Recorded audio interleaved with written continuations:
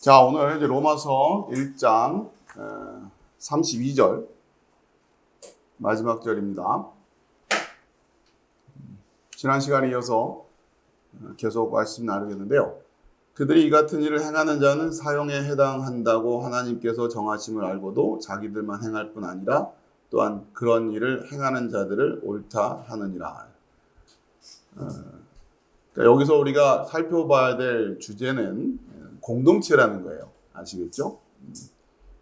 죄의 문제가 개개인의 영역에서만 작용하는 것이 아니라 결국은 공동체를 이룹니다.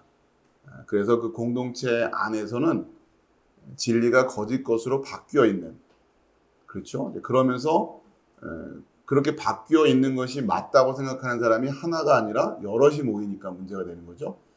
그러면서 자기들만 행할 뿐 아니라 또한 그런 일을 행하는 자들을 옳다 하느니라.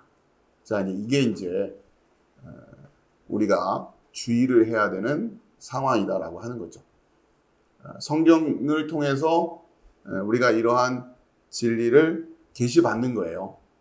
그러니까 여러분 한 분 한 분이 이 세상을 통찰하면서 어떤 일들이 있겠다. 그러기 쉽지 않죠. 그렇죠? 이 세상이 어떻게 돌아가는지, 사람들이 어떤 문제를 갖고 있는지 가만히 앉아가지고 세상 돌아가는 거를 다 이렇게 통찰하고 있기가 쉬운 게 아니잖아요. 그렇죠? 성경을 통해서 이런 진리를 우리가 손쉽게 얻게 되는 거죠. 그러면서 이런 주제에 대해서 우리가 생각을 해야 되는 거예요. 진리를 거짓 것으로 바뀌어 있다라고 합니다. 그럴 수 있겠구나 한번 생각을 해보자고요. 그리고는 그렇게 바꾸어 놓은 상태에서 그것이 옳다고 생각하는 사람들이 여럿이 모여 있어요. 그럼 어떻게 되겠어요? 그 안에서는 그게 맞다고 생각할 거 아니에요. 두세 명 수준이 아니라 그것이 민족을 이루고 나라를 이루고 그 시대를 이룬다고 하면 그렇죠. 이런 문제들을 우리가 생각할 수 있어야 된다. 자, 그래서 32절을 통해서 다시 우리가 생각해 봐야 될 주제가 공동체라고 하는 주제고, 이것을 우리가 지난 시간에 결국 우리가 성경 안에서 그러니까 성경을 통해서 우리가 정확하게 이해하고 있어야 될 주제가 뭐냐, 이 공동체와 관련된 부분이에요. 굉장히 큰 주제를 차지한다고 하는 거죠. 그러니까 우리는 그것을 그냥 교회 이렇게 생각하면 우리 편에서는 이해하기가 쉬운 거예요. 아시겠죠? 이제 교회. 그런데 참 교회가 있고 거짓 교회가 있다라고 하는 거죠. 그러니까 이렇게 이제 이해하시면 되고, 자기를 교회라고 부르지만 참 교회가 아닌 교회도 있고, 아시겠죠? 교회 뭐 이런 거에서는 의식은 없지만 결국 거짓된 사람들의 모임이 되는 그런 공동체들이 있다라고 하는 겁니다. 이 두 그룹의 영적인 관계를 성경이 처음부터 끝까지 그리고 있다. 이렇게 생각하시면 되는 거예요. 그러면 나는 어떠한 그룹에 속해 있는가? 이런 부분들을 이제 우리가 성경을 통해서 확인하자. 이런 이야기죠. 자, 우선 이제 1장을 마치고 2장으로 넘어가기에 앞서서 우리가 지금 1장 후반부를 다시 한번 좀 정리를 하고, 지금 로마서 1장부터 시작해서 어떠한 주제 하에서 계속 큰 줄기가 이어가고 있는지 이걸 좀 확인을 하고 이어가도록 하겠습니다. 우선은 자, 보시면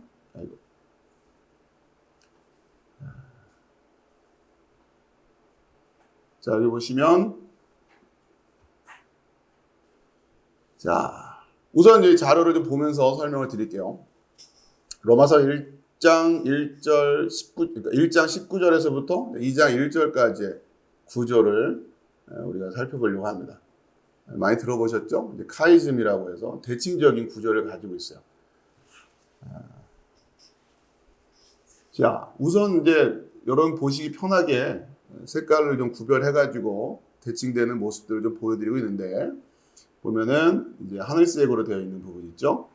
1장 19절에서 20절. 여러분 이제 성경도 펴 놓으시고 한글 성경 보시면 됩니다. 우리가 우선은 헬라 원어를 가지고는 자세하게 살펴봤으니까 우선은 좀 전체적인 개괄을 우리 성경을 통해서 좀 가볍게 하시자고요.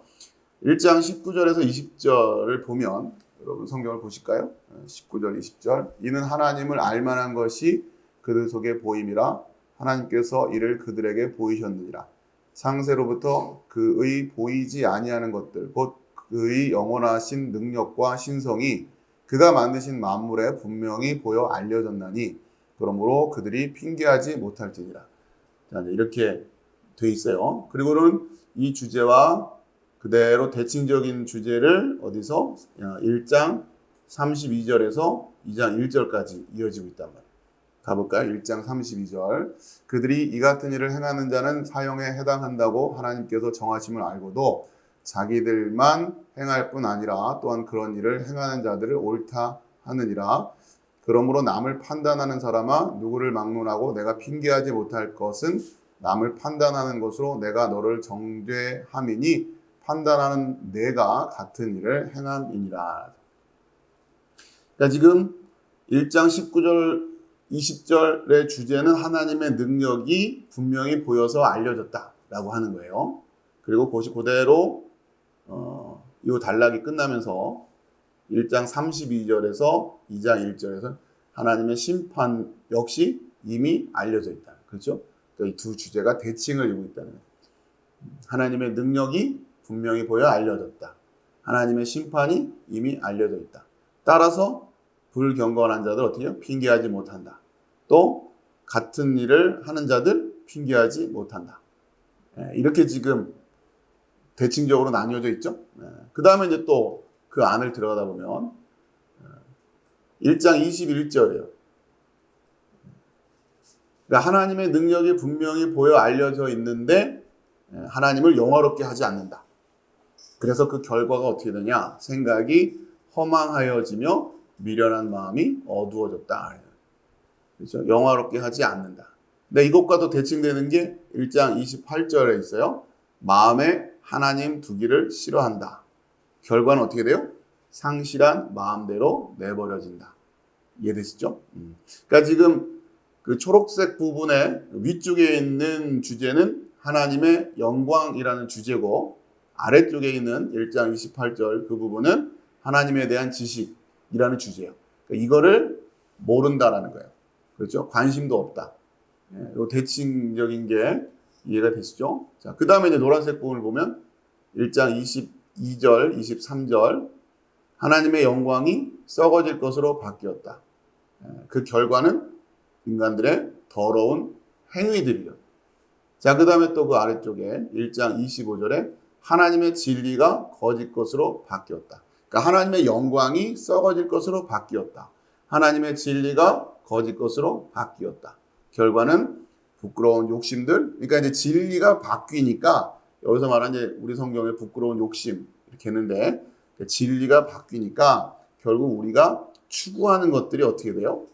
그게 맞는 줄 아는데 여러분 아시겠죠? 하와가 뱀에게 속아서 거짓된 진리를 추구하면서 하나님처럼 되고자 했단 말이에요. 아시겠죠? 하나님처럼 되고자 하는 그 마음 자체가 잘못된 게 아니란 말이에요. 이해되시죠? 무슨 말씀인지. 그냥 고귀하고 가치 있고 그러한 주제로 바뀌어요. 그런데 그 주제의 배경이 진리가 거짓으로 바뀐 상태에서 우리가 거룩이란 이야기를 하고 인간성의 회복이란 이야기를 하고 막 이런 가치 있는 얘기를 한단 말이에요. 진리를 거짓으로 바꿔놓은 상태에서 사랑이라는 이야기를 하고 인권이라는 이야기를 하고 이러니까 지금 아까 보신 대로 초반에 말씀드린 대로 그렇게 공동체를 이루고 있는 사람들끼리 모여서 사랑 이런 얘기를 하고 인권 이런 이야기를 하고 거룩하다는 이야기를 이런 이야기를 한단 말이에요. 그냥 단어만 들으면은 고귀한 단어들이잖아요. 그런데 이미 그 공동체가 진리가 거짓 것으로 바뀌어 있는 그래서 하나님이 사형에 해당된다고 하는 것에 대한 일을 행하면서도 자기만 옳다고 하는 것이 아니라 다른 사람도 옳다고 하고 있는 그 상황 속에서 사랑 얘기해요, 인권 얘기해요, 뭐 이런 얘기를 한단 말이에요. 그러니 지금 분별이 잘 안 된다는 얘기예요. 단어만 들으면 다른 얘기 안 하잖아요. 사랑 이런 얘기를 한단 말이에요. 아시겠죠? 그러니 쉽지 않은 거란 말이에요. 그러니까 이 이유가 뭐냐? 그러니까 이제 다시 거슬러 올라가면 마음에 하나님 두기를 싫어한다. 하나님에 대한 지식이 없다. 그런 결과는 어떻게 해요? 상실한 마음대로 내버려 둔다. 한 번도 확인하려 하지 않는다. 우리가 지난 시간에도 먼저 배운 것처럼 내가 알고 있는 것이 제대로 된 건가 스스로 점검을 안 해본다는 거예요. 도키마도 시험해보지 않는다고 했죠. 앞뒤가 맞는 얘기를 하고 있는지 서로 그러니까 스스로가 그걸 확인을 안 해요. 그러니까 어렴풋하게 알고 있는 느낌만 가지고 있는 거지 실제로 아는지 확인을 안 해본단 말이에요. 조금만 들어가 보면 내가 몰랐는데 문제는 몰랐다는 것도 확인도 안 하잖아요. 대표적인 게 뭡니까? 제가 저희 교회 안에서 여러분들과 지난 시간 동안 계속 확인했던 것들이 성경에 대한 근본적인 지식이랄까요? 이런 거에 대한 문제의식이 없다. 일단은 우리 성경이 번역되어진 성경이기 때문에 번역 과정에서 어쩔 수 없이 뉘앙스라든가 표현에 오류가 있을 수밖에 없는 부분이 있고 우리가 그런 것까지 일일이 다 걷어내 가면서 시간이 걸려도 좀 수고롭더라도 다 걷어내 가면서 하나하나 정확하게 이해하려고 하는 애쓰름이 없으면 우리도 모르게 이렇게 돼버리기 쉽다라고 하는 거예요. 그런 것부터 시작하고 근데 이제 그걸 인정들을 안 하잖아요. 그렇죠? 여러분들 너무 신기하지 않아요? 그렇죠? 어떻게 그걸 인정을 안 할 수가 있을까 싶어요. 그러면서 아직도 목사님들 중에 굳이 원어 성경을 읽어야 될 이유가 뭐가 있냐 이런 얘기를 하는 분들 아직도 부지기수입니다. 그죠? 자 그러면서 또 어떤 상황들이 됩니까? 다 좋아요. 뭐 원어를 안 읽고 굳이 번역을 해가면서 그러니까 일일이 다 하나하나 확인해가면서까지 우리가 그렇게 공부할 필요가 있느냐? 10분 양보해서 그렇다 치자. 복음이 뭡니까? 물어봤을 때 복음이 뭔지는 알아야 될 거 아니에요. 그거는 꼭 원어가 아니더라도 성경 안에서 이미 우리가 확인할 수 있었던 것들이었는데 내가 지금 그러한 주제들이 정확하게 정리가 되어 있지 않음에도 불구하고 막연하게 믿는다라고 생각을 하고 있다는 말이에요. 한두 사람이 아니죠. 그러니까 지금 우리가 다시 말씀드리지만 이 공동체성이라고 하는 것을 여러분들이 잘 이해하셔야 돼요. 그 안에 들어가 있으면 어떻겠어요? 여러분 생각해 보세요. 그 안에 들어가 있으면 분별이 안 되는 거예요. 그러니까 성경은 끊임없이 나와라 이런 얘기를 하는 거죠. 그게 바로 사망이에요. 그게 무덤이고 그게 애굽 땅이고 그게 바벨론 포로 상황이란 말이에요. 그러니까 나와라 그런단 말이에요. 그러니까 나오려고 보니까 그 사람들이 다 내 친구고, 그렇죠? 내 친구고 때로는 가족일 수도 있고 그러다 보니 간단치가 않은 거예요. 그들과 관련되어 있던 이런 관계들을 끊고 믿음의 여정을 간다고 하는 것이 쉬운 일이 아니기 때문에 여러 가지 이제 도전이 있는 거죠. 자, 지금 이제 여러분이 1장 19절에서부터 이제 우리가 이제 살펴볼 오늘은 이제 이 개괄을 다시 한번 정리할 거기 때문에 아마 이제 다음 주부터 들어가기 싶은데 일단 오늘 이제 진행되는 상황에 맞춰서 해보고요. 이 구조를 여러분이 좀 기억을 하고 계시면 좋을 것 같아요. 그래서 1장 19절 이하의 이 주제들이 상당히 좀 여러 가지 주제들을 많이 다뤘는데 이 구조를 가지고 여러분이 정리하시면 훨씬 수월하실 겁니다. 성경에 이제 많은 단락들이 다 이렇게 카이즘적인 요소를 가지고 있습니다. 그래서 이것을 이제 번번이 확인은 못하고 있지만, 그래서 여러분들이 이 부분에 대한 것들은 나중에 다시 한번 요 주제로만 여러분들과 다 나누는 시간을 가질 텐데, 뭐든지 필요할 때마다 좀 알려드릴 테니까. 그렇죠? 이렇게 보면 훨씬 선명하잖아요. 그렇죠? 지금 이렇게 딱 주제가 나타나 있어요.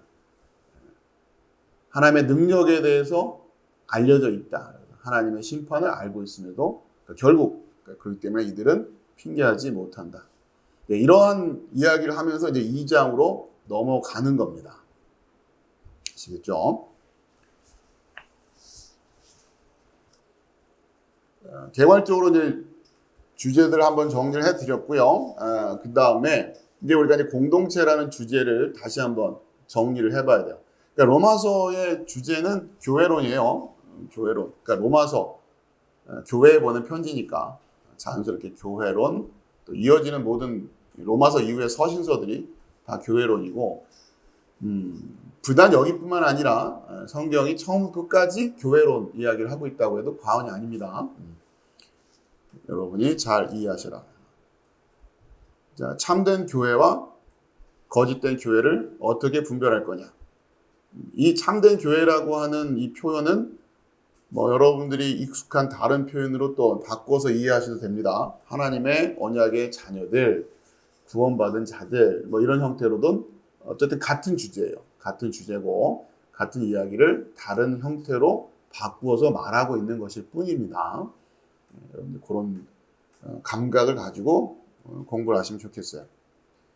자, 우리가 이제 로마서 초반에 이 말씀을 전했는데 오늘 정리를 한번 하고 이제 넘어가려고 하는 거예요. 로마서에서 바울이 지금 이제 이야기하려고 하는 것은 뭐냐? 바울을 통해서 지금 성경이 우리에게 주시는 메시지가 뭐냐면 유대인들이 이미 하나님의 자녀다라고, 그러니까 지금 우리가 쓰는 표현을 말하면 참된 교회이죠, 그렇죠? 참된 교회라고 하는. 물론 이제 유대인들은 교회라는 표현은 안 썼겠지만 아무튼 그 공동체, 하나님의 언약의 자녀라고 유대인들은 확신하고 있었고, 그리고 이들은 오실 메시아를 기다리고 있었어요. 그렇죠? 그러니까 자기들은 이미 확실하고 이제 왕만 오시면 되는 거예요. 자, 그런데 바울이 그러니까 하는 이야기는, 성경을 통해서 하는 이야기는 그 왕은 이미 오셨고, 그렇죠? 그 왕께서 백성들을 구원으로 인도하고 있다. 그러니까 그 왕의 음성을 듣고 그 왕에게 나아가는 자들, 이걸 이제 우리는 믿음이라고 하는 거예요. 아시겠죠? 예수 믿고 구원받으세요 할 때에 그 얘기입니다. 그 왕을 왕으로 모실 수 있는 자들, 이게 이제 진짜 그 공동체가 된다. 이런 이야기를 하는 거죠. 자, 그러면서 로마서 1장에서는 일단은 이제 법이 없는 자들에 대한 기본적인 책망이었어요. 그렇죠? 법이 없는 자들. 그러니까 이들은 심판이다. 자, 그러면서 이제 2장으로 넘어가면서는 이제 유대인들은 법을 가지고 있다고 생각했는데 법을 가지고만 있다고 해도 되느냐? 이런 이야기를 이제 바울이 하는 거죠. 그걸 여러분들이 이해하시면 되고. 그래서 로마서 2장 이후에 주제라고 할까요? 주제와 관련된 것이 13절이라고 했어요. 하나님 앞에서는 율법을 듣는 자가 의인이 아니요 오직 율법을 행하는 자라야 의롭다 하심을 얻으리니. 그러니까 하나님의 그 진짜 백성들, 또 진짜 구원받은 자들, 참된 교회의 표지, 그 참된 교회인지 아닌지, 하나님의 구원받은 백성으로서의 참된 교회인지 아닌지, 그 표지 중에 중요한 것이 법이었단 말이에요. 법을 가지고 있느냐, 법이 회복됐느냐, 그 얘기고, 그런데 유대인들은 자기들 이미 예전부터 법을 가지고 있었다라고 생각한단 말이에요. 그게 율법이죠. 율법을 이미 가지고 있으니까 자기들은 문제가 없다 생각을 했는데, 사도 바울이 율법을 가지고 있다고 되는 게 아니라 행해야 된다, 이런 얘기를 하는 거죠. 이 말은 우리에게도 동일하게 적용되는 말씀입니다. 우리가 이제 지식적으로 그 법이 무엇인지를 깨달아 알게 됐단 말이에요. 예전에는 관심도 없었죠. 그런데 이제는 깨달아 알게 됐어요. 그 과정에서 하나님의 구원의 경륜이 작용을 하는 거예요. 그 법이 그 법이구나라고 깨달아지는 것도 아무에게나 주어지는 은혜가 아니란 말이에요. 아시겠죠? 그 과정을 통해서 하나님의 그 법, 새로운 법을 우리가 받게 됩니다. 자, 그런데 이제 그러면 이제 유대인하고 똑같은 거죠. 율법을 받은 거랑 똑같단 말이에요. 그런데 그 법을 가지고 있다고 해서 하나의 백성이냐? 그게 아니라 법을 행해야 된다라고 하는 거죠. 그렇죠? 그게 참된 교회의 표지예요. 간단하게 말하면 참된 교회란 뭐냐? 법을 가지고 있느냐? 그 법을 가지고 살아가느냐? 아시겠죠? 이걸 확인하면 되는 거예요. 우리가 우리 주변에 뭐 크리스찬들뿐만 아니라 우리 주변에 만나는 사람들을 만나서 이 사람이 어찌 됐든 참된 교회냐 아니냐 이거를 확인하는 데 있어서 그들에게 뭘 확인해 봐야 된다는 얘기예요. 이들이 법을 가지고 있냐라고 하는 거예요. 무슨 법을 당신은 가지고 있고 당신은 그 법에 입각해서 살아가고 있습니까? 그렇죠? 매 시간 그 법에 비추어서 나는 살아가고 있다라고 말할 수 있느냐 하는 거예요. 그러니까 이런 기준이 회복돼야 된다고 하는 거예요. 이 시대가 다른 게 아니라. 그러니까 누구나 물어보면 이 대답을 할 수 있어야 된다는 거예요. 아시겠습니까? 예를 들면 이런 거예요. 윤석열 대통령한테 기자들이 여러 질문을 하는데 다 필요 없어요. 뭐라고 질문해야 돼요? 당신은 무슨 법으로 살아갑니까? 아시겠어요? 당신은 무슨 법입니까? 그럼 얘기할 거 아니에요. 나는 이런 원칙을 살아간다. 국민의힘 그 국회의원들한테 다 물어보자고요. 뭐 민주당 말할 것도 없고. 그러니까 지금 크리스찬들이 우리가 믿음으로 이 세상을 살아간다고 할 때에 단순히 예수 믿는 사람, 예수 믿지 않는 사람 이러한 걸 가지고서 저 사람은 교회 다니고 교회 안 다니고 이렇게 구별하는 게 아니라 아시겠죠? 물론 교회 다니는 사람이라면 당연히 이게 다 돼 있어야 되는 게 맞는 거예요. 원래는 원래는 그게 맞는데 지금 워낙에 지금 어그러져 있으니까 여러분 다시 분별하는 법을 제가 가르쳐 드리는 거죠. 그러니까 이런 감각을 가지고 상황을 좀 보시라라고 하는 거예요. 그럼 너무 단순해지잖아요. 그 지금 생각해 보세요. 우리나라 그 소위 정치 지도자들이라고 하는 사람들한테 이 법이 보여요? 네? 법을 가지고 산다고 말할 수 있겠습니까? 없죠. 그러니까 뭐 TV에 나와서 열심히 막 뭐 강의도 하고 뭐 나름대로 지식인들이라고 해서 떠들고 막 하는 사람들 똑같은 거예요. 그들에게 뭘 물어봐야 된다? 당신에겐 무슨 법이 있느냐? 무슨 법으로 살아가느냐? 그때 이제 웅얼웅얼하면 안 되는 거예요. 임기응변을 하면 안 된단 말이에요. 좋은 말만 갖다 붙이는 게 아니란 말이에요. 물론 좋은 말 할 수 있어요. 그러면 그것이 정말 그 사람의 삶의 기준이 되고 표준이 되느냐. 그리고 그 사람은 그러한 그 법을 가지고 있는 사람들과 함께 살아가고 있는가. 아시겠죠? 그걸 교회라고 하는 거니까. 그리고 그 법을 전파하려고 하는가. 아시겠습니까? 그러니까 지금 오늘날 교회의 문제점을 지적할 때 여러 가지 원인들이 있지만 어쨌든 결과적으로 봤을 때 표면적으로 궁극적으로 이게 없는 거예요. 이게 없다고요. 그러니까 늘 말씀드리지만 이 주제에 있어서만큼은 그 교회가 하나가 돼야 되는 거예요. 아시겠죠? 결국 우리가 성경을 통해서 각자가 공부하고 연구하고 가르침을 받고 해서 결국 뭘 찾아내야 되는 거라고요? 이 법을 찾아내야 되는 거예요. 그래서 그 동일한 법을 찾아낸 자들이 교회를 이루는 거예요. 어느 교회든지 그 법이 똑같아야 된다고요. 아시겠죠? 네, 지금 그거예요, 그거. 네, 뭐 어렵다고 하면 어려울 수 있고 간단하다고 하면 간단하다고 할 수 있는 거. 그러니까 이게 교회 안에서는 그냥 상식이란 말이에요. 상식. 이걸 제가 3년 동안 가르친 거 아닙니까? 네? 여러분들의 물론 이제 지식적으로 가르치려면 뭐 처음부터 시작할 수 있었겠죠. 네, 그런데 정말 여러분이 그 여정을 통해서 마음을 열고 예수님도 3년 걸렸는데 제가 무슨 수로 훨씬 더 짧게 가르칠 수가 있어요. 적어도 3년은 걸리는 거예요. 마지막 떠나시기 전에 새 계명을 주노니 너희가 서로 사랑해라 그러신단 말이에요. 처음부터 그러시면 좋았을 텐데 이유가 뭘까? 그렇죠? 그러니까 이게 지식적으로 알고 있다고 해서 그냥 탁 해결되는 게 아니다라고 하는 겁니다. 여러분의 심령 자체가 변화가 돼요. 이 원리를 잘 이해하시고 아무튼 간에 뭐 좀 안다고 떠드는 사람들 이렇게 강연을 듣든 TV에 나와서 뭔 얘기를 할 때마다 여러분 그 기준으로 보시면 돼요. 저 사람은 정말 법이 있을까? 무슨 법으로 살아간다고 막 그런 얘기를 안 한다면 그렇죠?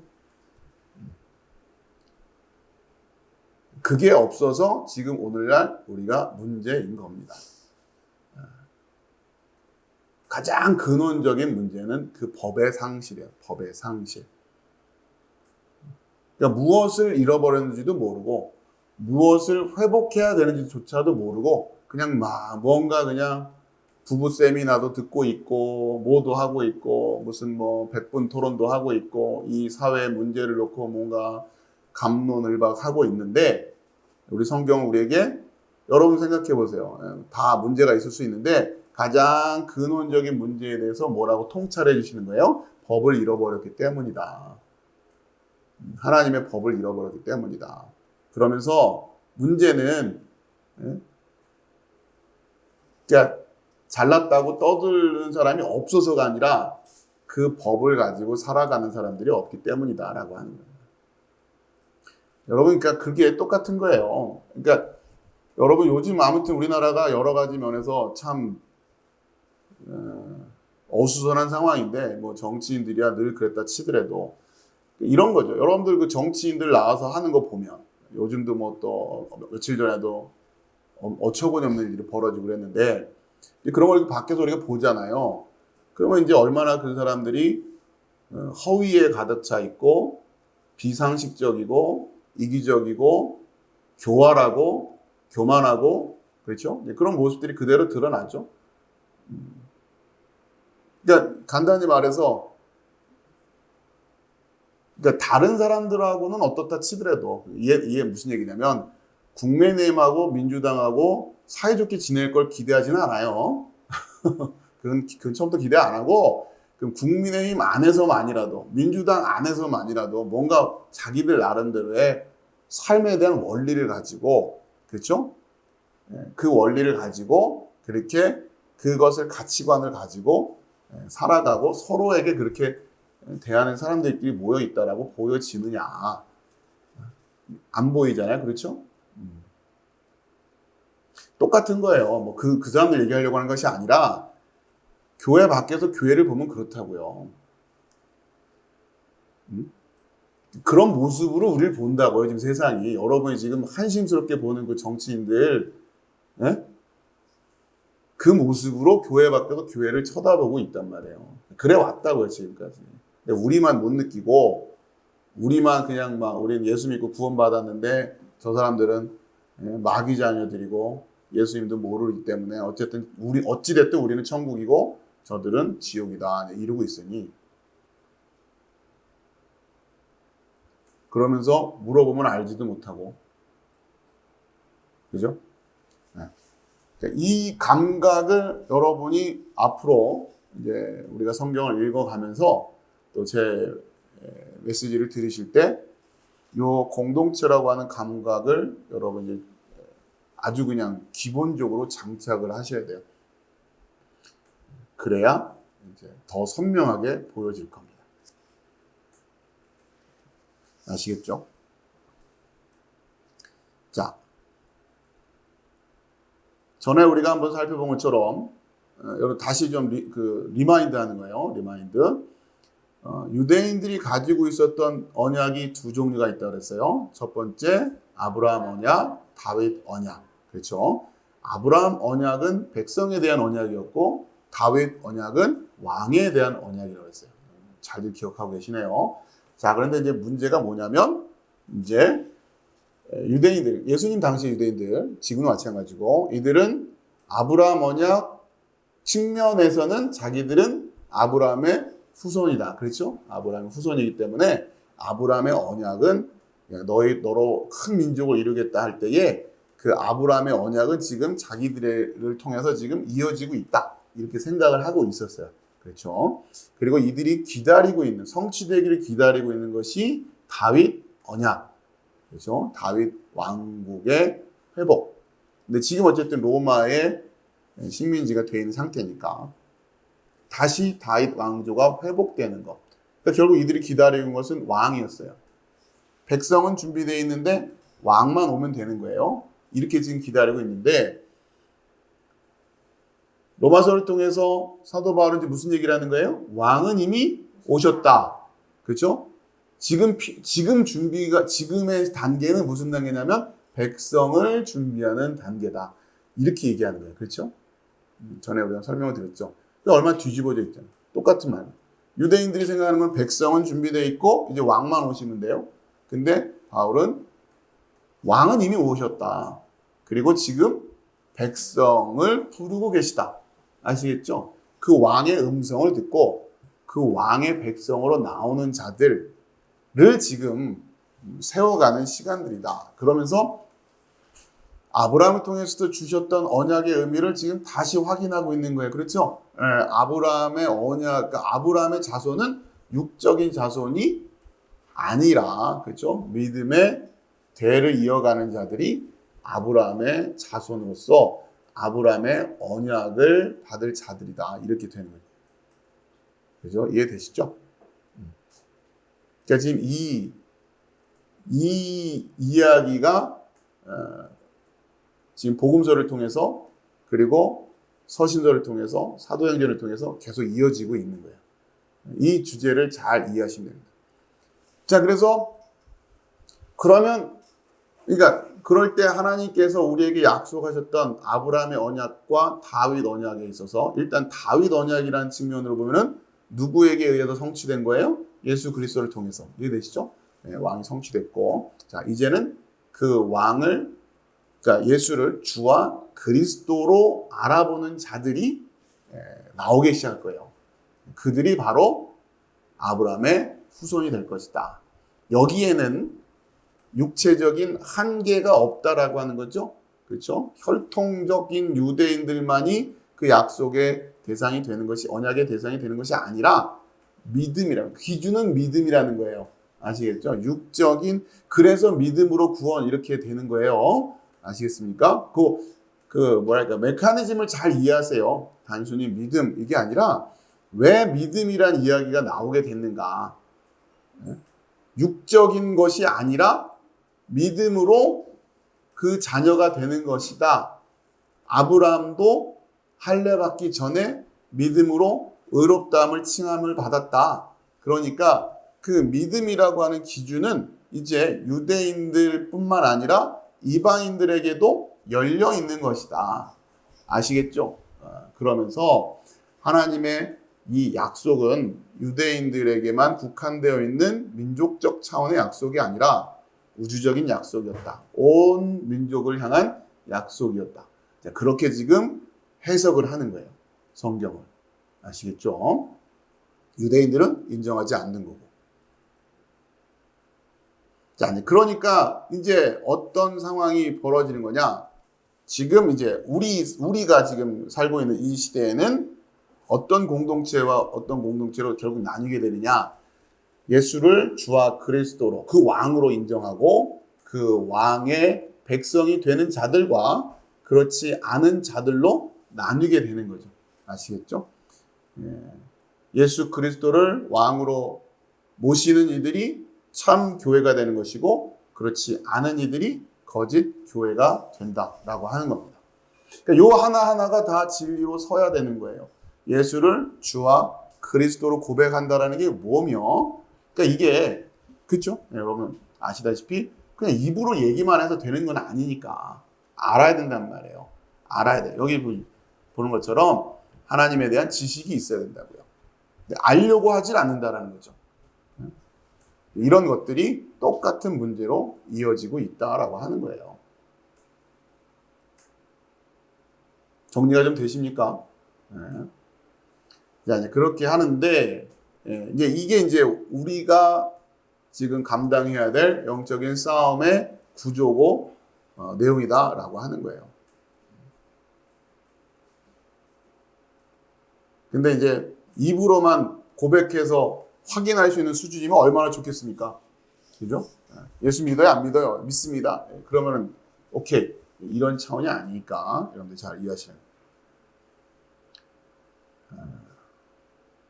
자, 그리고 이제 여러분들이 오늘 또 하나 더 공부하셔야 될 게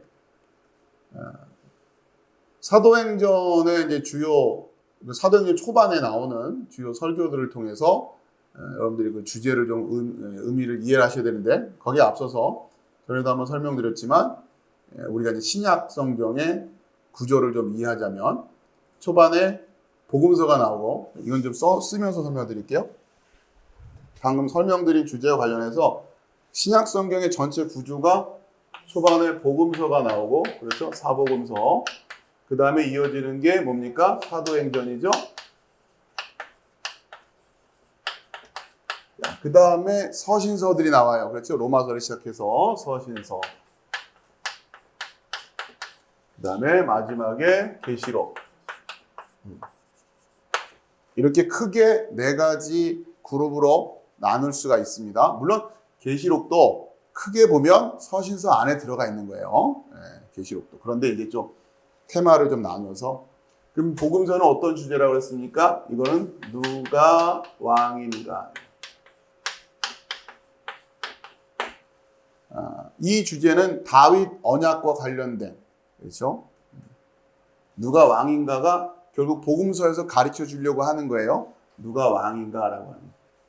그럼 사도행전은 이제 이 왕으로 그렇죠? 주와 예수 그리스도를 주와 그리스도로 알고 믿음으로 고백하고 나오는 그 참 교회의 탄생이죠. 교회의 시작. 그러니까 결국 이것은 백성의 이야기예요. 백성들이 지금 모여지기 시작하는 거예요. 그렇죠? 백성들이 그러니까 이때는 교회가 세워져 간단 말이에요. 자, 그러면서 서신서에서는 이제 어떤 메시지들이 주로 우리에게 주어지냐면 참 교회와 거짓 교회의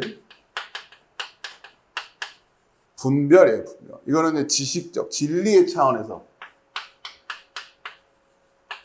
분별하는 서신서의 주제는 계속해서 이 얘기예요. 그렇죠? 그리고 이제 계시록은 마지막 계시록은 뭐예요? 교회의 전투. 전쟁 이야기입니다. 결국 여기 참 교회와 거짓 교회의 전투의 모습이 계시록으로 그려지고 있는 거예요. 아시겠죠? 그러니까 여러분들이 신약 성경의 전체적인 구조를 이렇게 지금 이해하시면 되고요. 그러니까 이 구조는 구약 성경에서도 그대로 똑같이 대칭적으로 이어집니다.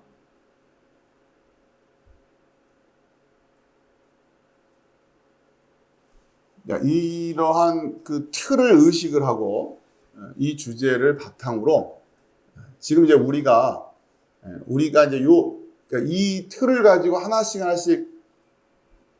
그러니까 무슨 얘기냐? 복음서를 통해서는 여러분이 뭘 확인해라? 누가 왕인가?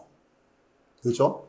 사도행전을 통해서는 교회들이 어떻게 세워져 가고 있는가? 어려운 가운데서도 그 부르심을 듣고 나오는 자들이 있단 말이에요. 전혀 복음을 들어보지 못했던 지역에 복음이 선포되어지고 거기서 이 이야기를 알아듣고 나오는 자들이 나오기 시작하더라는 거예요.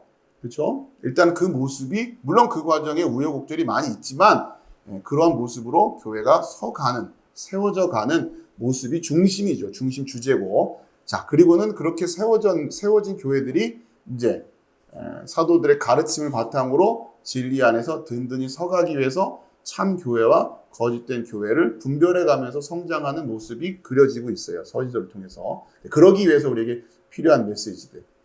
자, 그리고 마지막 계시록을 통해서는 이 교회가 그러니까 이게 이제 다 이제 어떤 단계가 끝나고 나서라기보다 하나 지금 복합적으로 작용이 되겠죠. 복합적으로 작용이 되고 특히 계시록 같은 경우는 그 참된 교회와 거짓된 교회가 정말 말 그대로 한판 붙는 장면이 나오잖아요. 그러기에 앞서서 참된 교회들이 서 있어야 되는 거 아니에요. 그 일을 위해서 마지막 때에 하나님의 영의 기름 부음이 있을 것이다. 그럼 결국 그렇게 마지막 때에 부흥되어지고 세워지는 교회들은 어떤 모습으로 세워진다는 얘기예요? 이 모습 속에서 세워진다고 하는 거예요. 그러니 그들에게는 그들이 다 공유하고 있어야 될 게 뭐겠어요? 법이에요, 법. 결국 하나님의 법과, 그러니까 하나님의 법을 따르는 자들과 하나님의 법을 따르지 않는 자들 간의 전쟁인 거예요. 다른 게 아니라. 전쟁의 본질이 그거란 말이에요. 그리고 하나님의 법을 따르는 자들의 승리를 우리에게 예언하고 있는 것이 성경이다. 이걸 우리가 믿음으로 고백한다면 우리가 어떻게 살아야 하는가라는 삶의 원리들이 나오겠죠. 이해되십니까? 자, 이거 관련해서 우리가 이제 그 사도행전에서 지금 요 틀을 가지고 이해할 때 사도행전에서 교회가 이제 세워지기 시작할 때에 사도들이 했던 설교들을 통해서 어떤 주제를 가지고 교회가 세워지기 시작했는가, 그걸 이제 확인하려고 하는 거예요. 자, 먼저 우선 사도행전으로 좀 가보겠습니다. 사도행전 2장이에요.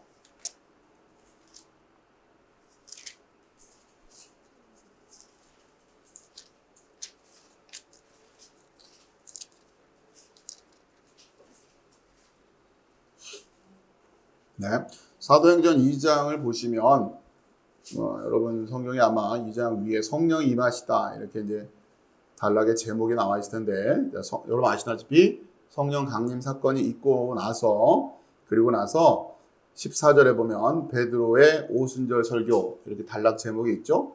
자, 이게 이제 첫 번째 설교예요.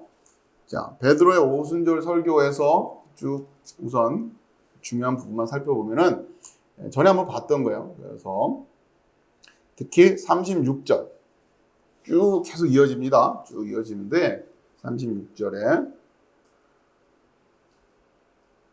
그런즉 이스라엘 온 집은 확실히 알지니 너희가 십자가에 못 박은 이 예수를 하나님이 주와 그리스도가 되게 하셨느니라. 자, 여기에 이제 그 복음의 의미에 대한, 복음이라고 하는 사건의 의미를 전해주는 역사적인 첫 설교가 있는 거죠. 예수께서 죽으시고 살아나셨다. 자, 복음이 어디 있습니까? 23절, 24절에 있죠? 2장, 사도행전 2장 23절. 그가 하나님께서 정하신 뜻과 미리 아신 대로 내준 바 되었거늘 너희가 법 없는 자들의 손을 빌려, 이제 좀 예사롭지 않게 느껴지시죠? 법 없는 자들의 손을 빌려 못 박아 죽였으나, 물론 여기서 이제 문맥적인 의미는 법 없는 자들, 율법 없는 자들, 로마의 손을 빌려서 죽였다 이런 얘기예요. 1차적인. 그러나 역사적인 의미는 그렇고, 그러나 그것만이 아니라 법 없는 자들이라는 의미를 알겠죠. 그렇죠? 법 없는 자들의 손을 빌려 죽였다. 근데 이제 못 박아 죽였으나 24절 하나님께서 그를 사망의 고통에서 풀어 살리셨으니 이는 그가 사망에 매여 있을 수 없었습니다. 다윗이 그를 가리켜 이르되 내가 항상 내 앞에 계신 주를 배웠으며 나로 요동하지 않게 하기 위하여 그가 내 우편에 계시도다. 자, 이러면서 이제 그러니까 여기 지금 복음이잖아요. 이 사건에 대한 이야기를 한단 말이에요. 그렇죠? 죽으심과 부활에 대한 복음. 자, 그러면서 그 사건의 의미를 이야기하는 게 좀 전에 읽었던 36절 이하예요. 하나님이 주와 그리스도가 되게 하셨다. 그러니까 이분이 바로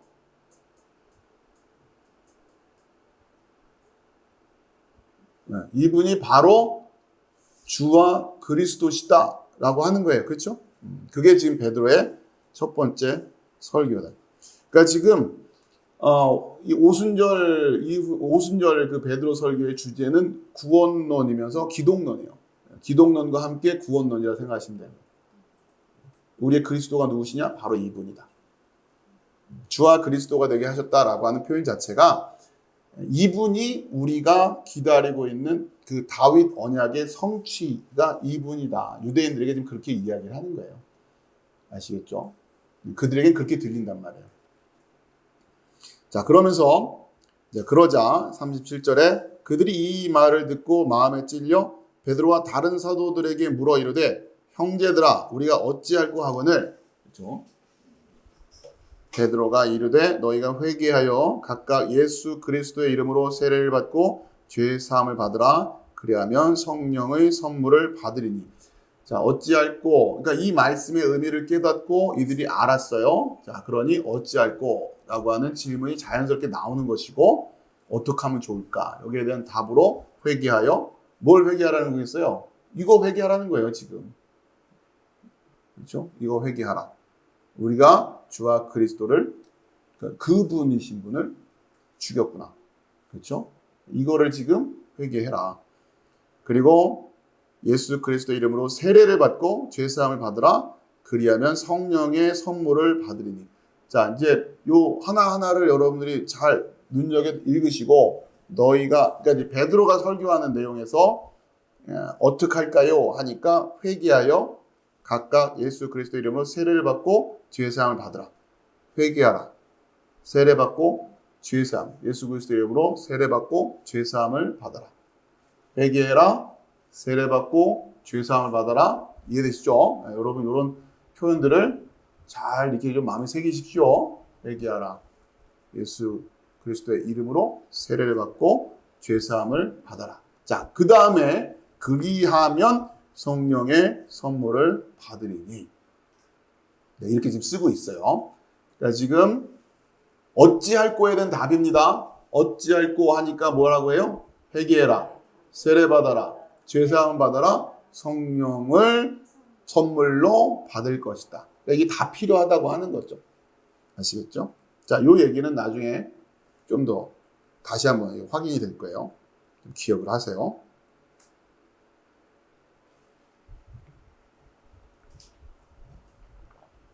여러분께서 개인적으로 성경 공부를 하실 때 이러한 그 표현들과 이런 구조들을 자꾸 이제 반복적으로 학습을 하셔야 됩니다. 먼저 여러분이 어떤 깨달음을 얻어서 뭔가 이렇게 인사이트를 받으려고 하지 마시고 먼저 그렇게 하는 거 아니에요.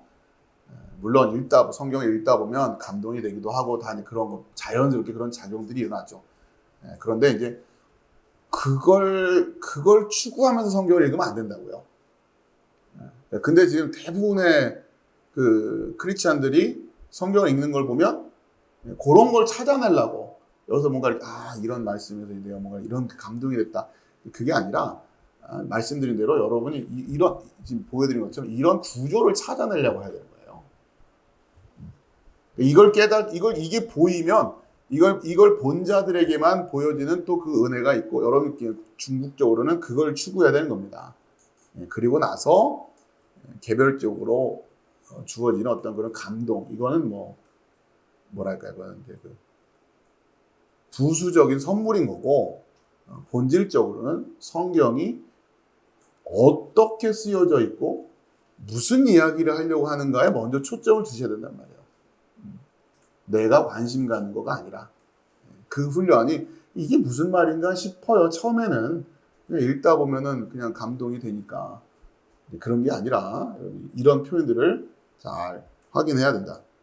자, 그러니까 지금 사도행전 지금 방금 전에 읽은 게 이들에게 예수가 바로 그 주와 그리스도시다. 너희가 십자가 못 박아 죽인 그가 예수 주와 그리스도시다 라고 하는 이 복음이 선포되고 이들의 반응이 어찌할꼬.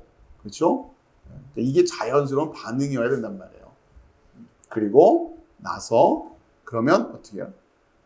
회개하고 세례받고 죄사함을 받아라. 그러하면 성령을 선물로 받게 될 것이다. 요 단계 하나하나를 잘 일단 기억하시는. 그러니까 우리가 우선은 일단은 여러분이 우리 성경으로 우리 번역된 성경으로 여러분이 취할 수 있는 진리의 구조는 여기까지예요. 물론 원어를 더 들여다봐야 되지만 우선은 그러기에 앞서서 여러분이 우리 번역된 성경 가지고는 그렇게 이해하게끔 되어 있잖아요. 그렇죠? 그러니까 그렇게 우선은 마음에 새기고 계시라 하는 거예요. 그 자체가 잘못됐다 이런 얘기를 하는 게 아니라 그리고 나서 보다 더 자세하게 정확하게 이해하고자 하는 마음으로 이제 공부를 더 하고 그래서 살펴보고 뭐 필요하다면 뭐 다른 번역도 좀 찾아보고 조금 다르게 되어 있지 않는가 이런 것도 좀 확인해가면서 그러기 위해서 공부도 좀 하고 여러분들 그러시라는 거예요. 자, 그러면 39절에 이 약속은 너희와 너희 자녀와 모든 먼데 사람 곧 주 우리 하나님이 얼마든지 부르시는 자들에게 하신 것이라 하고 그러니까 이 약속은 뭐겠어요? 이렇게 하면 성령의 선물을 받을 것이다 라고 하신 약속이겠죠.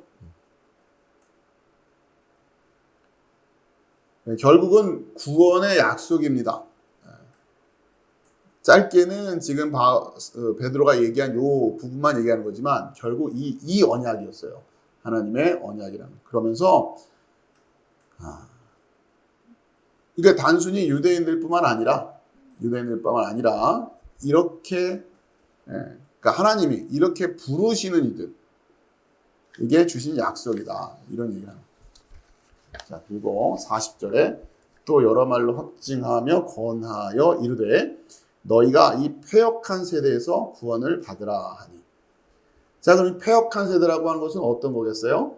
아까 있었던 어찌할꼬의 반응이 안 나오는 세대 아시겠습니까? 그리고 구원에 참여하지 못하는 세대 이 세대를 패역한 세대라고 하겠죠. 그러면 우리가 교회라는 주제를 가지고 이야기하면 또 뭐예요? 참 교회와 거짓된 교회. 믿지 않는 자들은 다 거짓 교회라고 생각하시라고 그랬어요. 교회가 있고 안 믿는 사람들이 있고 교회 안에 진짜 교회, 거짓 교회 이런 게 아니라 일단 여러분 그렇게 보지 마시고 참 교회 말고는 다 거짓된 교회다 이렇게 생각해요.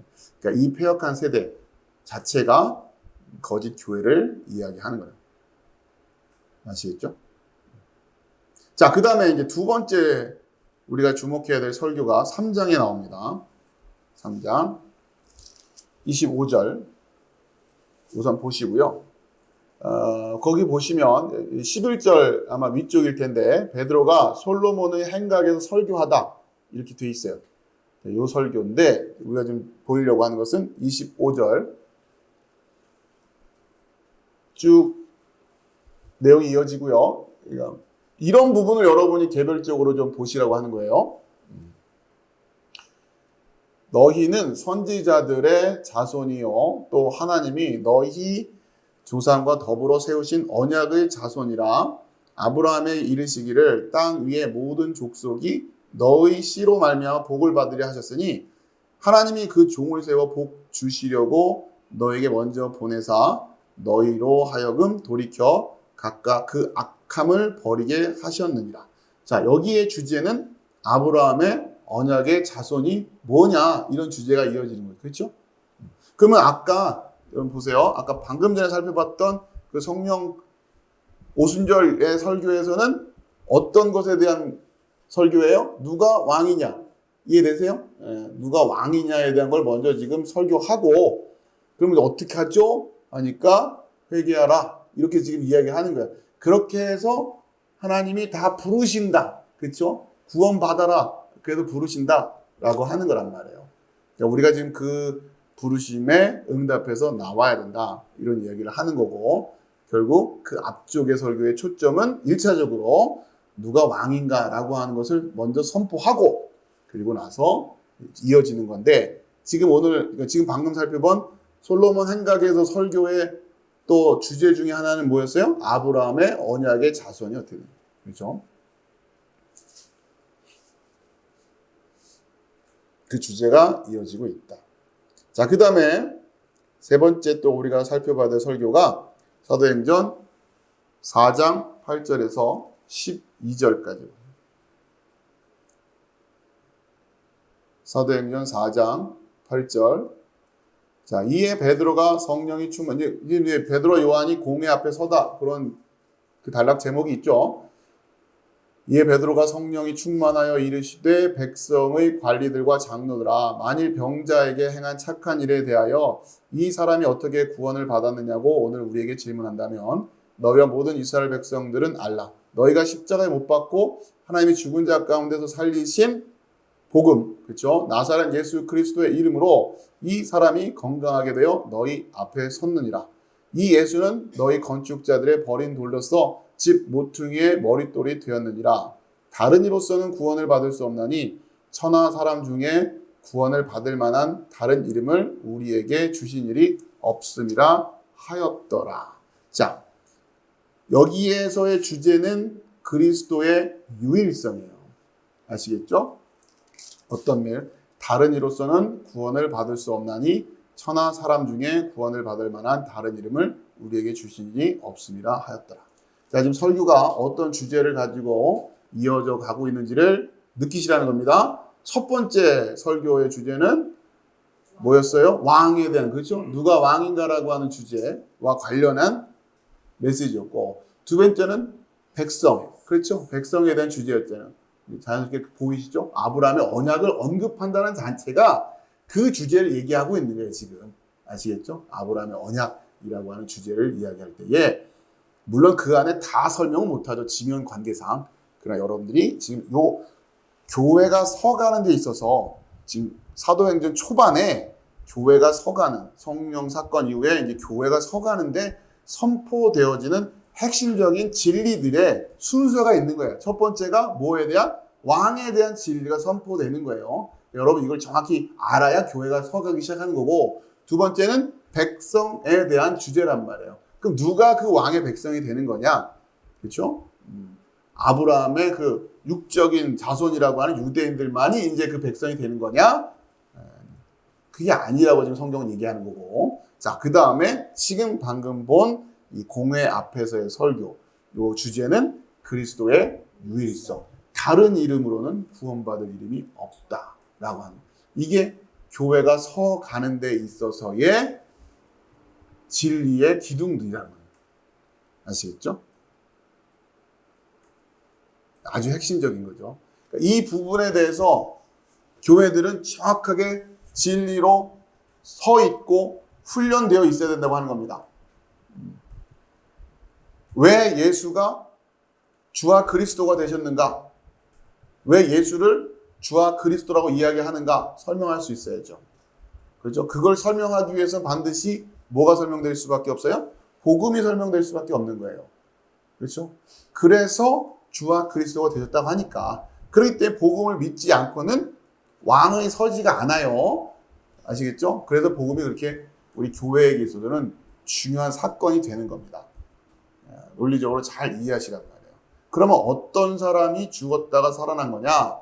그게 복음서에 있는 거 아니에요. 이런 분이. 그렇죠? 그럼 이분이 어떤 분이었길래 또 구약에 가보니까 예언이 되어 있었던 바로 그 분이었다고 하는 거죠. 그렇게 자연스럽게 연결할 수 있어야 된다고 하는 거예요. 자, 그리고 다시 정리하세요. 이제 베드로의 설교에서 시작되는 거예요. 왕에 대한 설교, 백성에 대한 설교, 그리고 그리스도의 유일성에 대한 설교. 그러니까 왕은 이분밖에 없다는 얘기죠, 간단히 말하면.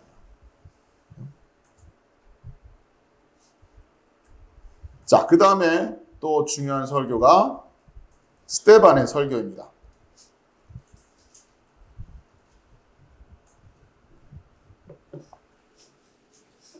스데반의 설교, 사도행전 6장으로 가볼게요.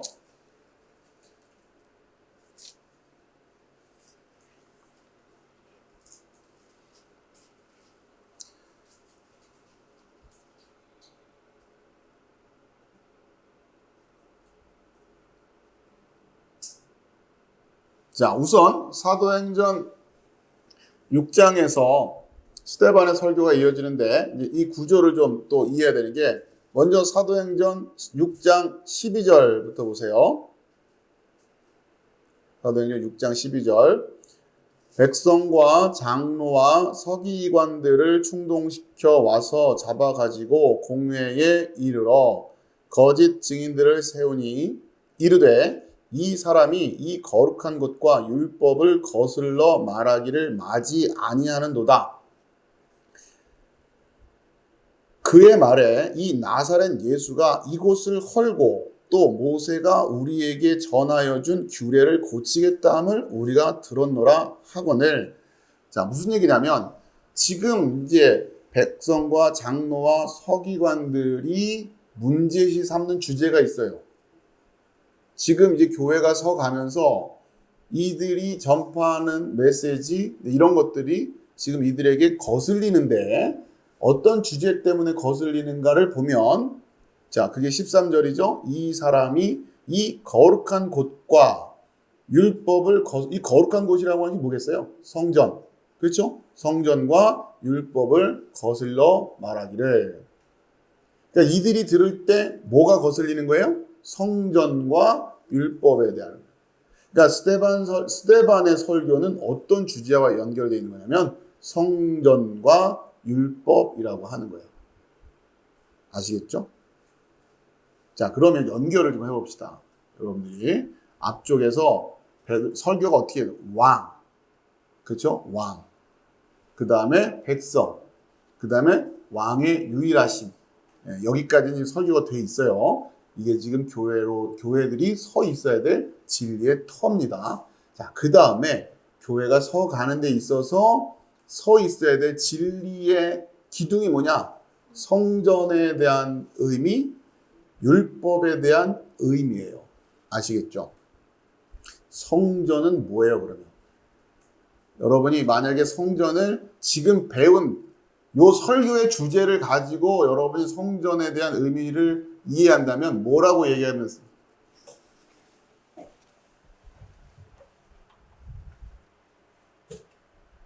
그렇죠? 지금 왕에 대한 이야기를 했고 첫 번째, 두 번째 백성에 대한 이야기를 했고 세 번째 왕이 유일하다. 그렇죠? 여기까지 지금 진리로 섰어요. 그 다음에 네 번째 스데반의 설교가 주제가 뭐냐면 성전과 율법에 대한 저들이 지금 여기에 대해 문제를 제기하고 있는 거죠. 그러니까 지금 이 주제가 진리로 서야 된다고 하는 거예요. 교회 입장에서는.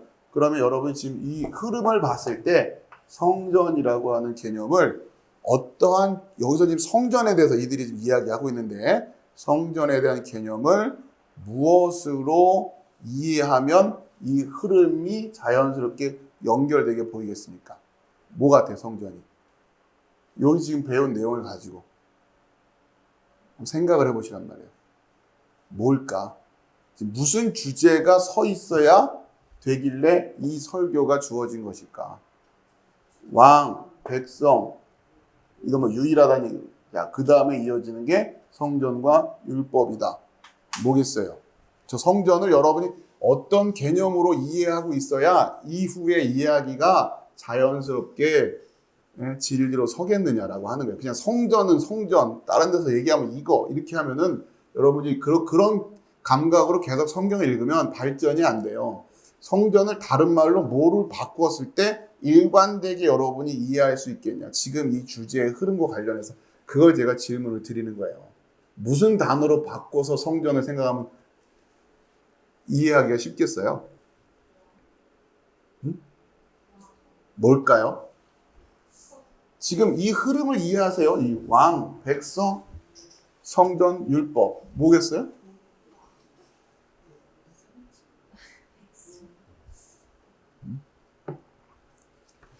그죠? 좀 어려운가요? 아주 제가 조금 뭐 욕심을 부린 것 같은데. 그러니까 어떤 이미지를 여러분이 떠올리냐가 여러분이 맥을 잡고 오고 있다라고 하는 거예요. 일단은 성전하면, 그러니까 성전에 대한, 그러니까 지금 유대인들이 뭘 놓치고 있느냐? 성전 타령하고 있단 말이에요, 지금. 율법 타령하고 있어요. 이들이 지금 너희들이 전하는 건 이 성전을 허물겠다고 하고 막, 율법을 고치겠다는데 우리 입장에서는 받아들일 수 없어. 막 이런 얘기를 한단 말이에요. 그러니까 이게 왜 그러냐? 이들이 뭘 잘못 이해하고 있기 때문에, 말 그대로 성전을 잘못 이해하고 있는 건데, 성전을 그래서 뭘 잘못 이해하고 있는 거냔 말이에요.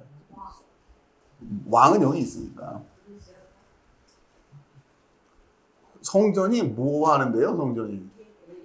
예배 드리네? 아니, 이게 여러분들이 자꾸.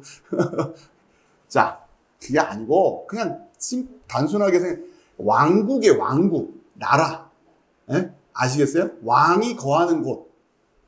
아시겠습니까? 아니 그 얘기를 해야 달라고 그랬는데 그냥 제가 얘기를 하면 쉽죠. 이게 그래요 맞아요. 그런데 여러분들이 그 이미지를 떠올리 있어야 되는 거예요. 응? 아시겠습니까? 자, 무슨 얘기냐면 왕과 백성 그리고 이제 우리가 알아야 될 주제가 뭐예요? 왕의 나라, 왕의 통치, 그렇죠? 왕의 통치와 관련된 왕의 나라가 어디가? 왕의 나라가 어디냐? 그리고 그 왕은 그 나라는 무슨 법으로 다스려지느냐? 아시겠어요? 이 개념으로, 그러니까 이 감각으로 성전을 보셔야 된다는 거예요. 아시겠죠? 그러니까 단순히 성전이라는 것을 우리가 예배 처소 이렇게 이해하지 마시고요.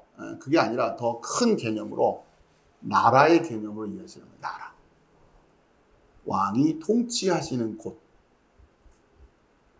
그러니까 왕이 통치. 그리고 무엇을 가지고 통치하느냐 해당되는 게 뭐겠어요? 법이죠. 법. 그렇죠? 아시겠죠? 왕도 세워졌고 백성도 세워졌고 그 왕이 유일한 왕이다라고 하는 것도 세워진 상태에서 이제 우리에게 이해되어져야 될 게 뭐냐? 성전과 율법이라고 하는 거예요. 아시겠죠? 그것을 다른 말로 바꿔서 나라. 그렇죠? 이 나라가 지금 어디까지냐? 그리고 무슨 법으로 다스리느냐? 그런 감각으로 좀 보시라는 겁니다.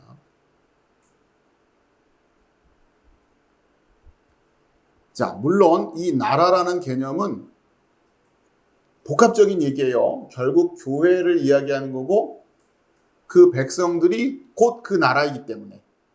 자, 아무튼 우선은 그런데 지금은 이런 감각으로 좀 이해를 하시고 자, 그러자 이제 스데반이 답을 합니다. 이게 지금 이게 유대 당국 입장에서 이게 거슬린다 그랬더니 거기에 답을 하세요. 자, 사도행전 어디냐면 7장이에요. 스데반이 설교하다. 설교가 쭉 이어집니다. 이스라엘의 기본적인 역사를 다시 한번 쭉 이어가고요. 그러다가 계속 이어져요. 7장에서 어디까지 일단 가시냐면 사도행전 46장까지. 아니요, 46절이요.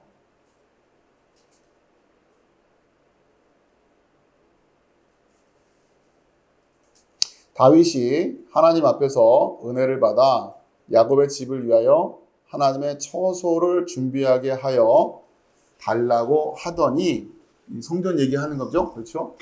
솔로몬이 그를 위하여 집을 지었느니라. 그러나 지극히 높으신 이는 손으로 지은 곳에 계시지 아니하시나니 선지자가 말한 바 주께서 이르시되 하늘은 나의 보좌요 땅은 나의 발등상이니 너희가 나를 위하여 무슨 집을 짓겠으며 나의 안식할 처소가 어디냐 이 모든 것이 다 내 손으로 지은 것이 아니냐 함과 같으니라. 자, 스데반의 설교가 간단히 말해서 다윗이 하나님의 처소를 준비하겠다고 하고 솔로몬이 그를 위하여서 집을 지었어요. 이게 우리가 말하는 솔로몬 성전이죠. 성전이란 말이에요. 자, 그런데 여기에 대해서 하나님이 땡큐 하셨다는 거예요? 아니죠. 그렇죠? 지극히 높으신 이는 손으로 지은 곳에 계시지 아니하시나니 선지자가 말한 바 이렇게 된단 말이에요. 그러니까 지금 성전을 만들어 놓는 바람에 우리도 모르게 성전을 머릿속에 떠올리면서 하나님이 거기 계실 거라 생각한단 말이에요. 거기만 계실 거라 생각한다고요. 그러니까 오히려 성전 때문에 뭐를 어그러지게 만들어놨어요? 하나님의 나라를 쪼그라들게 만든 거예요. 아시겠죠? 그러니까 49절에 주께서 이르시되 하늘은 나의 보좌요 땅은 나의 발등상이니 너희가 나를 위하여 무슨 집을 짓겠으며 나의 안식할 처소가 어디냐 이런단 말이에요. 그러니까 지금 그 유대 당국이 너희들이 지금 성전을 허물겠다고 하니까 이들이 막 펄쩍펄쩍 뛰는데 아니 그깟 건물 하나 허물다고 해서 무슨 그럼 하나님이 거기 계셔서 거할 곳이 없어진다는 얘기야? 이렇게 지금 스데반이 되묻고 있는 거죠. 그리고 성경을 인용하면서 하나님이 성전에 대한 어떻게 평가를 하고 계셨는지, 솔로몬이 지은 성전에서 어떻게 평가를 하고 있는지, 그렇죠? 이야기를 하고 있단 말이에요.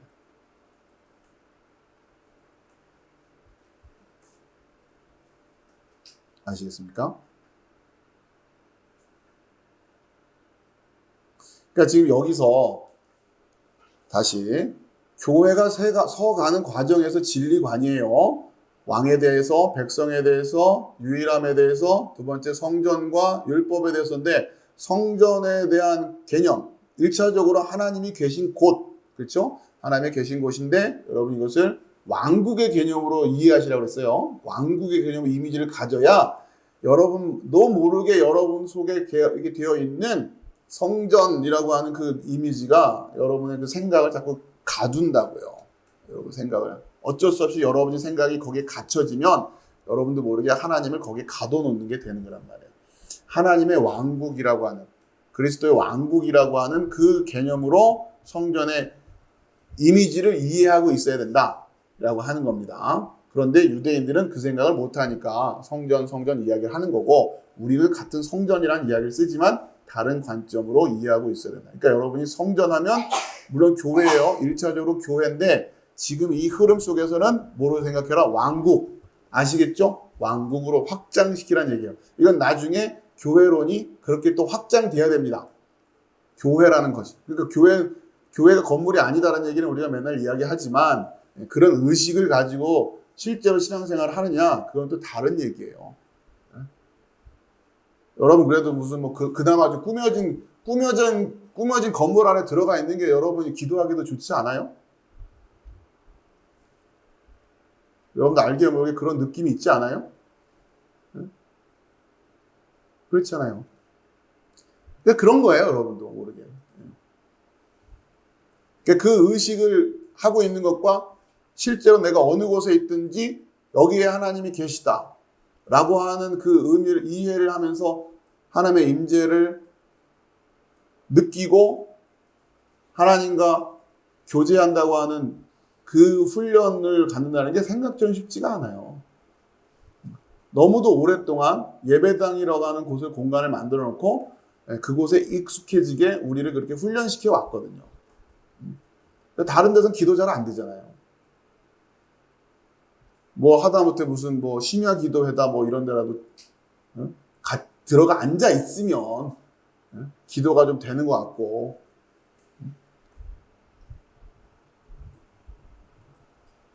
거기에 모여있는 사람들이 무슨 생각을 하는지 무슨 마음을 가지고 모여있는지 관심 없죠. 그냥 어쨌든 예배당 같이 생긴 데는 그냥 가서, 그죠? 진리를 알았다고 하면, 진리를 알고 그 성령의 인도하심을 받는다고 하면 오히려 그런 데는 피하게 되는 거예요.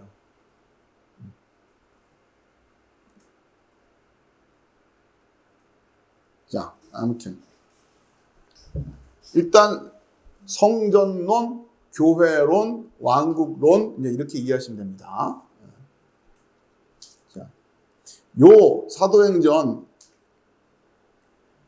요 메시지는, 그러니까 지금 방금 읽었던 7장 46절 이하는 여러분 요걸 손으로 이렇게 잡아놓으시고 이사야 66장으로 가세요. 거기에 손으로 잡아놓으시고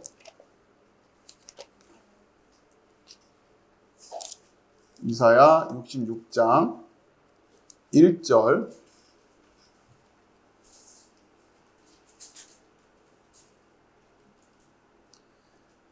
이사야 66장 1절 보면 여호와께서 이와 같이 말씀하시되 하늘은 나의 보좌요 땅은 나의 발판이니 너희가 나를 위하여 무슨 집을 지으랴 내가 안식할 처소가 어디랴 나 여호와가 말하노라 내 손이 이 모든 것을 지었으므로 그들이 생겼느니라 무릇 마음이 가난하고 심령이 통회하며 내 말을 듣고 떠는 자 그 사람은 내가 돌보려니와.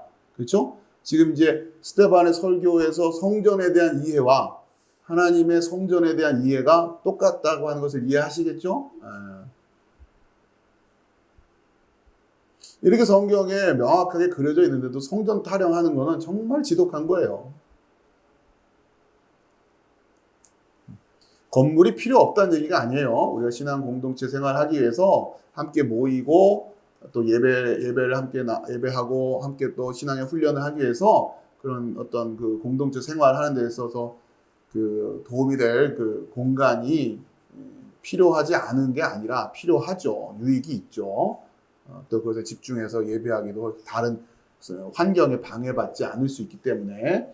자, 이제 그런데 그러면서 우리도 모르게 자꾸만 거기에 또 이렇게 매여지게 되는 우리의 특성이 있기 때문에 깨어 있지 않고는 의식적으로 이것을 깨뜨리려고 하지 않으면 안 된다. 이게 생각처럼 쉬운 일이 아니다. 그런데 이제 이것을 조장을 하죠. 간단히 말해서 분위기를 그래서 뭐 성전 건축이다라고 하는 이름을 써가면서 거기에 이제 막 집중을 시킨단 말이에요. 신앙생활에 많은 에너지들을. 자, 아무튼 교회론이 처음에 설 때부터 스데반을 통해서 교회론이 설 때부터 성전론이 설 때부터 어떠한 진리의 기둥을 근거로 섰느냐? 우리가 본 것처럼 이사야 66장 1절 이하의 성전론을 근거로 교회가 쓴 거예요. 아시겠죠? 그걸 진리를 바탕으로 해서 교회론이 서는 거예요. 그러니까 처음부터 우리는 건물적인 개념에서 교회론은 없는 겁니다. 성전론은 없는 거예요. 아시겠죠? 그게 이제 캐톨릭이 되고 막 이러면서 성당 건축하고 하는 이런 과정으로 이제 그게 다 바뀌어지는 거죠. 눈에 보이는 건축하기는 쉽죠.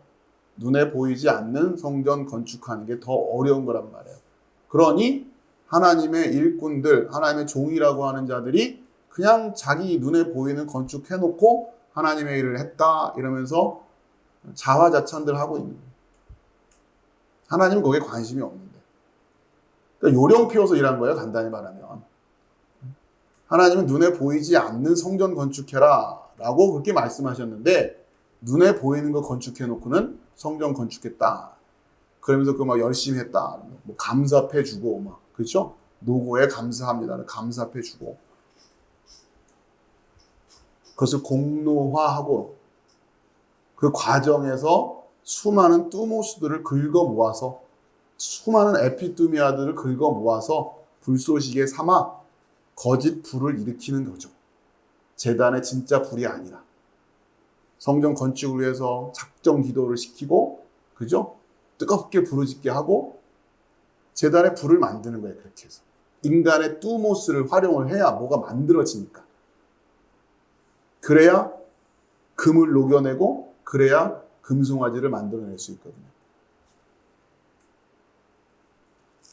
금송아지 만들려면 불이 필요해요. 그게 나중에 하겠지만 그 불을 그렇게 만들어낸다고요. 자,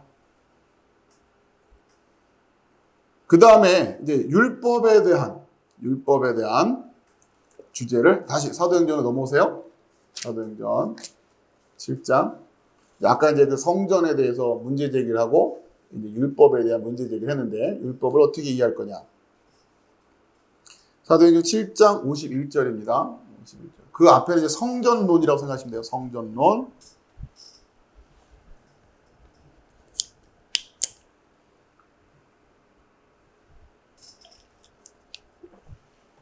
자, 이번엔 율법론이에요. 율법, 법이에요, 법.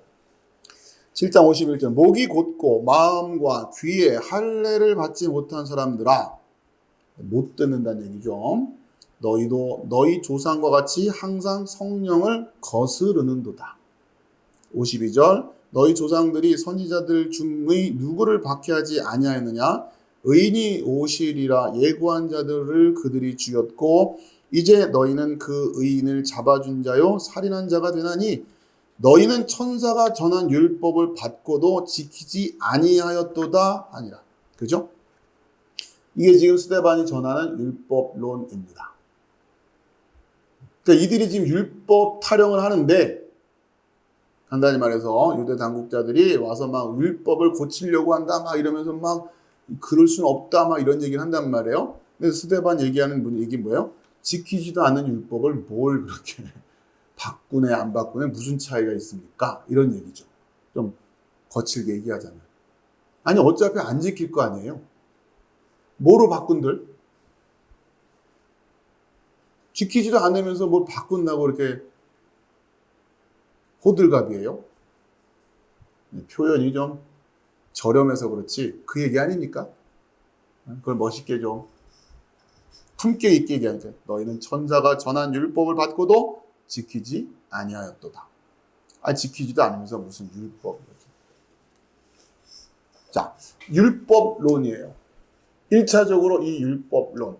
자, 그러면 초대교회가 이 설교들을 통해서 세웠던 하나님의 나라에 대한 이미지, 성전에 대한 이미지는 지금 방금 전에 얘기했던 어떤 건물에 제한되어 있지 않은 그런 성전인 거죠. 1차적으로. 두 번째, 이들에게서 진짜 율법이라는 것은 무슨 의미를 가지고 있는 거예요? 어떤 율법? 지키지는 율법. 지키지 않으면 아무리 귀한 말씀을 가지고 있어봐야 아무 소용이 없다는 얘기예요. 지키지도 않는 걸 뭐하러 지금. 그러니까 여러분이 지금 진리를 추구하고 성경 말씀을 읽고 성경을 통해서 감동을 받고 그렇구나 백날 해봐야 안 지키면 의미 없다는 얘기예요. 그러니까 초대교회는 이미 율법론에 있어서 강력한 실천적 율법론을 가지고 있는 거예요. 지키지도 않을 법이 왜 필요해요? 그죠? 우리에게 그 법이 진리로 주어져 있을 때 이제 우리는 어떻게 해야 되는 거예요? 지키려고 하는 마음을 가지고 있어야 되는 거예요. 그러면서 실제로 그렇게 살아야 된단 말이에요. 그래서 그게 교회라는 거예요. 그걸 교회다. 참 교회라고 하는 거예요. 율법을 가지고 있으니까? 아니에요. 율법을 행하니까예요. 아시겠죠? 그러니까 진짜 교회가 된다고 하는 것은 소위 말하는 성경 공부 열심히 하고 이런 차원의 문제가 아니라 물론 필요하지만 그것을 통해서 분별해낸 하나님의 말씀을 하나님의 법을 지켜내고 있는 교회들. 이게 진짜 교회다는 얘기예요. 참된 교회냐 거짓된 교회냐 이게 분별하기가 어렵지 않은 거죠 사실. 자, 그 다음에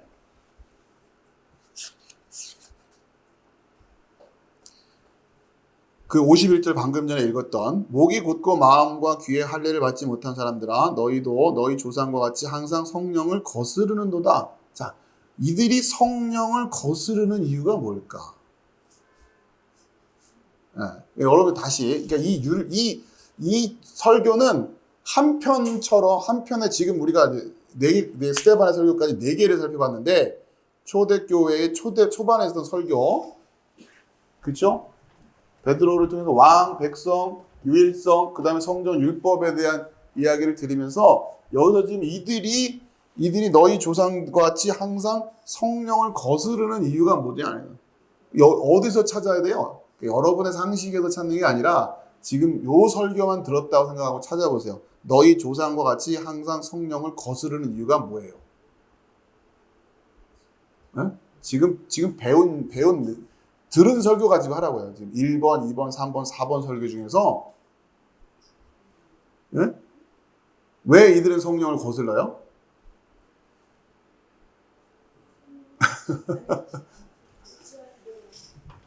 그죠? 아까 우리가 초반에 했잖아요. 베드로 첫 번째 설교. 네? 다시 가볼까요? 네. 탄식하고 그렇죠? 회개하고 오순절 설교. 그러면 성령의 선물을 받으리라. 그러면 이 조상들이 성령을 거슬렀던 이유는 뭐예요? 뭘 안 해서? 요게 지금 이들에게 안 됐단 말이에요. 이해되시죠? 회개하지 않아요. 결국 간단하게 우리가 회개합시다. 이제 요약해서 얘기하지만 베드로의 설교를 정확하게 기억하면서 회개하고 세례받고 죄사함을 받는. 그래야 뭐가 되니까 성령을 선물로 받는 거예요. 근데 조상들에게는 뭐가 없었다? 이게 없었던 거죠. 그러니 뭘 못 받아요? 성령을 못 받아요. 그러니 하는 일이라고 매번 성령을 거스르게 되는 거란 말이에요. 그럼 회개한다는 게 뭐겠어요? 그냥 잘못했습니다만 가지고 되느냐? 그게 아니죠. 진리를 정확히 알고 진리를 바탕으로 회개하는 것을 회개한다고 하지 그냥 후회하고 있는 걸 회개라고 생각하면 안 돼요. 물론 틀린 건 자기 자신에 대해서 뭐 책망하고 뭐 자책하고 예? 하나님 죄송합니다. 근데 뭐가 죄송하다는 거예요 도대체. 이걸 알고 회개하는 거예요. 그래야 회개가 되는 겁니다. 아시겠죠? 진짜 회개가 그래서 되는 거예요. 그냥 후회하는 게 아니라. 그런 식의 후회는 다 해요. 세상 사람들도 그런 후회는 다 한단 말이에요. 반성하잖아요. 일기 쓰면서도 반성하고. 그거와 지금 회개가 뭐가 다르냐? 우리는 진리를 바탕으로 해서 회개를 하는 거예요. 그냥 내가 가던 길에서 되돌리면 다 회개가 되느냐? 어느 방향으로 되돌려야 되는지를 알고 회개가 되는 거지. 그냥 가던 길을 되돌리면 그 방향은 또 어느 방향인 줄 알고요. 그죠? 이런 거란 말이에요. 자, 결국 이들이 회개하지 못했어요. 그러니까 회개하지 못했다는 얘기는 또 베드로의 설교와 연결하면은 예수를 주와 그리스도로 알지 못했기 때문에 라고 하는 거예요. 물론 예수님 오시기 이전에도 마찬가지예요. 그 그리스도로 소망하고 있지 않는 거 아니에요. 그렇죠? 율법을 오해했기 때문에 율법을 통해서 우리의 불능을 깨닫고 그 문제를 해결할 하나님의 은혜를 구하는 것, 거기서부터 진짜 회개가 시작되는 것인데 이들은 율법 어기고 그러면 그 어겼을 때 해야 할 율법을 또 지키는 거 아니에요. 이런 식으로 율법을 자꾸 해결하려고 했단 말이에요. 율법의 구조가 또 그래 보이니까 이들은 이제 그게 맞는 줄 알고 그러는 거예요. 그러니 하나님의 그 뜻이 안 보여요. 하나님의 그 의도가 안 들려요. 왜? 회개 안 하니까. 그건 누가 가르쳐 주는 거라? 성령이 가르쳐 주시기 때문에. 그러니까 계속 같은 얘기가 이어지는 거죠. 율법을 통해서 회개하지 않았으니 성령의 인도하심을 못 받고 그러니 자꾸 율법을 자기들 수준으로 지켜내는 그런 쪽으로만 계속 흘러가게 된다라고 하는 거예요. 자, 그러면서 지금 그 스데반이 얘기한 목이 곧고 마음과 귀에 할례 받지 못한 사람들아 너희도 너희 조상과 같이 항상 성령을 거스른도다. 너희 조상들이 선지자들 중에 누구를 박해하지 아니하였느냐? 의인이 오시리라 예고한 자들을 그들이 죽였고 이제 너희는 그 의인을 잡아준 자요 살인한 자가 되나니 너희는 천사가 전한 율법을 받고도 지키지 아니하였도다 하니라. 자, 요 말씀을 여러분 잘 또 손으로 잡아놓고 다시 이사야 66장으로 또 가봅시다. 아까 이사야 66장이 그대로 스데반이 설교하고 있는 것이 보였죠? 자, 보세요. 66장 1절. 성전론과 율법론이에요. 66장에 그대로 이어지고 있어요. 다시 1절부터 반복합니다. 여호와께서 이와 같이 말씀하시되 하늘은 나의 보좌요 땅은 나의 발판이니 너희가 나를 위하여 무슨 집을 지으랴 내가 안식할 처소가 어디냐. 성전론. 그 다음에 이어서 나 여호와가 말하노라 내 손이 이 모든 것을 지었으므로 그들이 생겼으니 무릇 마음이 가난하고 심령에 통회하며 내 말을 듣고 떠는 자. 어떤 자들이겠어요? 회개한 자들이겠죠. 그렇죠? 네. 그런 자들은 내가 돌보려니와 성령을 선물로 받아서 이제 말씀을 통해서 하나님의 인도하심을 받고 진리로 걸어갈 수 있게끔 그렇게 돌보심을 받는 거예요. 어떤 자들이 마음이 가난하고 심령에 통회하며 이걸 그대로 예수님도 어디서 산상설교 팔복에서 이야기하시는 거잖아요. 그렇죠? 심령이 가난한 자는 복이 있나니 애통하는 자는 복이 있나니 이럴 수 있으니까 복이라는 거예요. 결국 그래서 어떻게 되니까 성령을 선물로 받으니까 성령을 선물로 받지 못하면 이 법을 못 지킨다고요. 이제 그 법은 돌판에 새겨지는 법이 아니란 말이에요. 마음에 주시는 법이란 말이에요. 성령의 인도하시기 아니면 읽어낼 재간도 없어요. 누가 와서 읽어줄 수 있는 것도 아니에요. 내가 읽어내지 않으면 안 된다고요. 그런데 유일한 방법이 뭐다? 성령 말고는 없다라는 거예요. 근데 성령을 선물로 받기 위해서는 어떻게? 회개해야 되는 거예요. 이거 어설프게 해가지고 되는 게 아니라는 거죠. 여기 얘기한 대로 다 알아요. 아는데 안 하고 있는 거예요, 지금. 로마서 이야기하는 것처럼. 하나님을 마음에 두기를 싫어한다. 이거를 성령론으로 이해하면 어떻게 됐어요? 성령 받기 싫어하는 거잖아요. 그죠? 성령 받기 싫어한다. 자, 그 다음에 3절. 소를 잡아드리는 것은 살인함과 다름이 없이 하고, 이제 율법 얘기를 하는 거예요. 어린 양으로 제사 드리는 것은 개의 목을 꺾음과 다름이 없이 하며, 드리는 예물은 돼지의 피와 다름이 없이 하고, 분향하는 것은 우상을 찬송함과 다름이 없이 행하는 그들은, 그러니까 결국 외형적으로는 소를 잡고, 외형적으로는 양을 제사 드리고, 외형적으로는 예물을 드리고 있지만, 하나님 보시기에는 살인하고 있고, 개를 꺾어서 주고 있는 거고, 돼지의 피를 지금 주고 있다. 그렇게 지금 하나님 보신다는 얘기죠. 왜? 뭐가 없으니까? 회개가 없으니까. 그죠? 그리고는 그들은 자기의 길을 택하여 그들의 마음은 가증한 것을 기뻐한 즉, 하와의 길이에요, 이게. 보암직도 하고 먹음직도 하고 지혜롭게 할 만큼 자기 보기에 좋아 보이는 거. 그래서 자기의 길을 택해요. 자기들끼리 생각해서 거룩한 일을 해요. 자기들끼리 정한 그 의미 있고 가치 있다고 한 그걸 해낸다고요. 그러고선 가증한 것을 기뻐해요. 하나님은 그런 식의 성전을 바란 적도 없는데 자기들끼리 그런 성전 짓자고 막 모여놓고서는 그게 아주 무슨 대단한 신앙생활을 하는 것이냐, 서로 부추겨 세우면서 그러면서 건축 헌금 해대고, 건축 헌금 하는데 하나님은 그걸 뭐라고 보신다고요? 우상을 찬송하는 걸로 본다니까요. 여러분 속았다고요.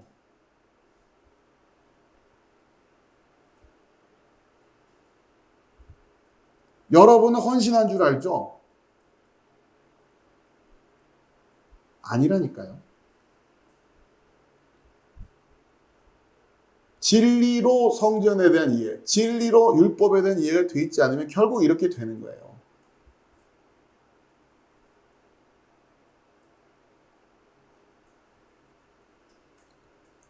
(4절) 나 또한 유혹을 그들에게 택하여 주며 그들이 무서워하는 것을 그들에게 임하게 하리니 이는 내가 불러도 대답하는 자가 없으며 내가 말하여도 그들이 듣지 않고 오직 나의 목전에서 악을 행하며 내가 기뻐하지 아니하는 것을 택하였음이라 하시니라.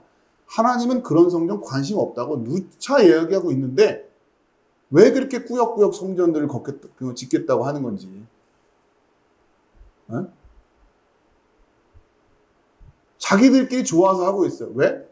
그러니까 사형에 해당된다고 하는 것을 알고도 성경 말씀에 하나님 말씀 듣자고 맨날 얘기하는 거 보면 하나님 말씀 어기면 사형에 해당된다고 아는 목사들 아니에요?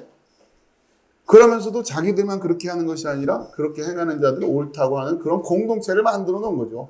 그러니 그 안에서는 영웅들이 만들어지는 거예요. 소위 말하는 그들끼리 말하는 믿음 생활 잘한다라고 하는 사람들끼리 자기들이 만들어 놓는 거라고요. 그럼 막 박수 쳐주고 뭐 직분자로 세워주고 그러니 그게 맞는 줄 알고 있는 거예요. 안 들어요. 하나님의 말씀을 안 듣는다고요. 내가 말하여도 그들이 듣지 않고 오직 나의 목전에서 악을 행하며 그리고서는 하나님의 이름을 거기다 갖다 붙이고 하나님의 성전이라고 부르고 예배한다고 하니 이는 하나님이 얼마나 가증스러워하시네요. 자, 그렇죠. 그러니까 이게 지금 스데반이 다시 사도행전으로 넘어오시고요. 그러니까 사도행전에서 이 설교하고 스데반이 순교를 합니다. 왕, 백성, 왕의 유일하심, 그리고 성전론과 율법론, 법이죠, 법. 법의 의미를 우리가 그 내용은 일단 우리가 앞에서 본 거고 우리가 법을 가지고 있다고 할 때는 문자적으로나 어떤 개념을 이해하고 있는 것이 법을 가지고 있는 것이 아니라 그 법을 살아낼 때 우리에게는 법이 있다라고 그렇게 의식하는 사람들이에요.